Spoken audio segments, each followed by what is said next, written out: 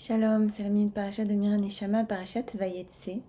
Yaakov sort du lieu de sa naissance et il se retrouve dans la nature. Et on nous dit qu'il trouve Be'er Bassadeh, il trouve un puits dans le champ.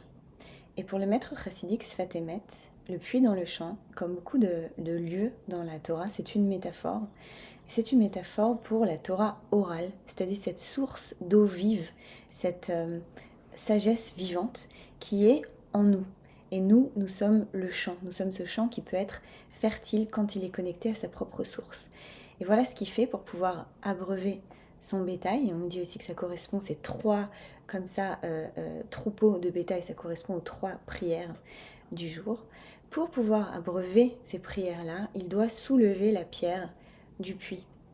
Et le Sfat Emet nous dit, c'est une façon de nous signifier que nous aussi, on doit soulever une pierre qui recouvre notre cœur, notamment avant de prier. C'est pour ça qu'avant cette prière qu'on appelle la Hamida, qui correspond à la posture debout, la Tfila par excellence, on dit Hashem Sfatai Tiftach Ufi Agid Teilatecha.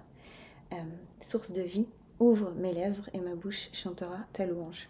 Et on dit ça alors qu'on est encore au début du mois de Kislev, le mois des miracles, le mois dans lequel on va se tourner vers notre lumière intérieure, se souvenir qu'on a cette lumière intérieure, cette source vive qui peut être parfois une flamme et parfois une source d'eau, et qui va se révéler à la fin du mois avec Hanouka.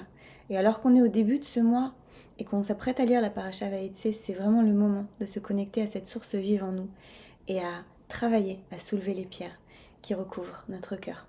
C'était la minute Parasha de Mira Neshama. Si ça vous a parlé, n'hésitez pas à liker, à partager. Shabbat Shalom.